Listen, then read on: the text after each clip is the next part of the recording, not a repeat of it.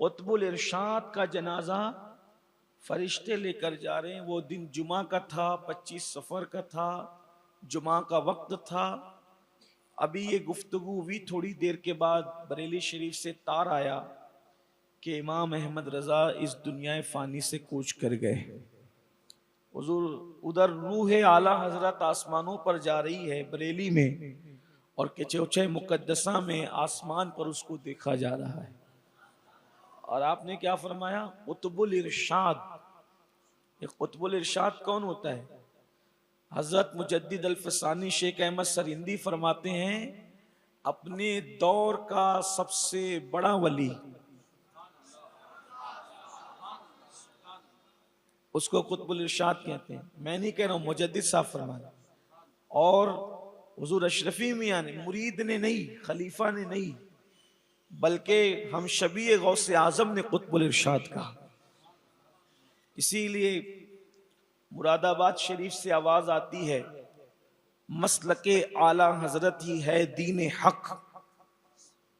मसलके आला हजरत ही है दीन हक। इसकी हद से जो बाहर निकल जाएगा, इसकी हद से जो बाहर निकल जाएगा, कल बरोज़े क़यामत खुदा की कसम देखना वो जहन्नम में जल जाएगा। और मक्ते में फरमाते हैं, इंतिखाबे कदीरी बरोज़े जज़ा, इंतिखाबे कदीरी बरोज़े जज़ा, थाम कर दामने शाह अहमद रजा, पहुंचेगा जब हुजूरे हबीबे खुदा, उनका दामन पकड़कर मचल जाएगा। सुभान अल्लाह। इंशाअल्लाह कल जो कुल शरीफ का वक्त होगा तो मरकज़ पर जुमा में मैं कोशिश करूँगा सैयदी आला हज़रत पर गुफ्तगू करने की, और आला हज़रत की शान, उनकी अज़मत, उनकी बुज़ुर्गी क्या है, वो कल मैं जुमा में मरकज़ पर बहुत से लोगों का हुक्म था कि अलग अलग मस्जिदों में मैं जब पहुँचूँ, लेकिन जब कोई ख़ास उन्वान होता है तो मेरा दिल चाहता है कि मैं मरकज़ पर ही रहकर इत्मीनान से गुफ्तगू कर सकूं। हालांकि ये हमारे मरकज़ के अज़ीम ख़तीब इमाम, उनकी हक़ तलफ़ी भी होती है, क्योंकि उनकी तरह तो मैं बोल नहीं सकता, लेकिन ये उनकी मोहब्बत है कि वो मुझे बहुत पुरतपाक अंदाज से इस्तकबाल करते हुए अपनी जगह पर खड़े कर देते हैं। तो इंशाअल्लाह ताला कल भी हक़ तलफ़ियों के साथ हम हाजिर होंगे और गुफ्तगू करेंगे इंशाअल्लाह। लेकिन एक बात मुझे याद आ रही है, मैं वो पेश करके बात ख़त्म करता हूँ। इमाम अहमद रज़ा ने जो सबसे बड़ा काम किया है, जिसकी वजह से हमारे दिल उन पे कुर्बान, सिर्फ हमारे नहीं बल्कि हर आशिक़ रसूल उन पे कुर्बान, उन्होंने हमारे अक़ीदे की हिफाजत की। हमारे दिलों में इश्क़ रसूल की शमा जो जल रही थी, मैं शमा जलाने की बात नहीं कर रहा हूँ, शमा जलाने की बात नहीं कर रहा हूँ, इसलिए कि गरीब नवाज का गुलाम हूँ, शाह वलीउल्लाह का गुलाम हूँ, शाह अब्दुल अजीज़ का गुलाम हूँ, शेख मुहक्किक अब्दुल हक मुहद्दिस दहलवी का गुलाम हूँ, महबूब इलाही और कुतुबुद्दीन बख्तियार काकी का मौरूसी गुलाम हूँ। और जितनी अपनी कादरियत पर नाज है उतनी अपनी चिश्तियत पर भी नाज है कि अल्हम्दुलिल्लाह हम कादरी चिश्ती लोग हिंदुस्तान की गंगा जमनी तहजीब की बात करते हैं, हम कादरी चिश्तियत की गंगा जमनी तहजीब, बल्कि उस नहर और उस बहर के रंग में गौताजन है।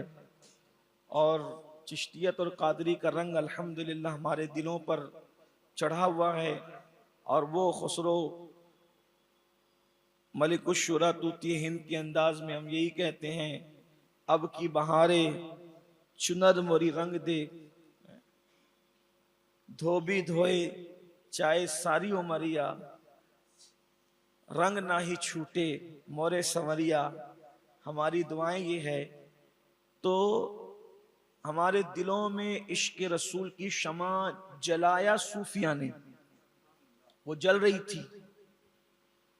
गरीब नवाज ने जलाया, कुतुबुद्दीन बख्तियार काकी ने जलाया, मेरे मुर्शिद बाबा फरीद फर्द फरीद ने जलाया, महबूब इलाही ने, नसीरुद्दीन चिराग दहलवी ने, अखी सिराज आईना हिंद ने, कुतुब दक्कन बंदा नवाज के सुदराज बुलंद परवाज ने, तारिकुस सल्तनत मखदूम अशरफ जहांगीर समनानी ने। चिराग तो जल चुके थे, इश्क के दिए जल चुके थे दिलों के अंदर।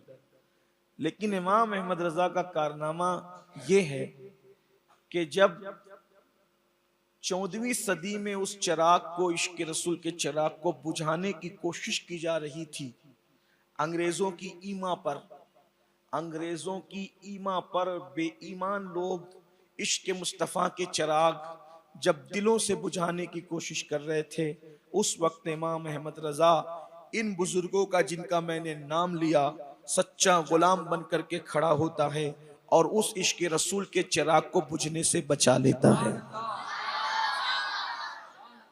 इमाम अहमद रजा का सबसे बड़ा कारनामा यही है कि उन्होंने इश्क रसूल के चिराग हमारे दिलों में जो जल रहे थे, रोशन थे, उसको बुझने से बचा लिया और हमारे अकीदे और ईमान की हिफाजत की।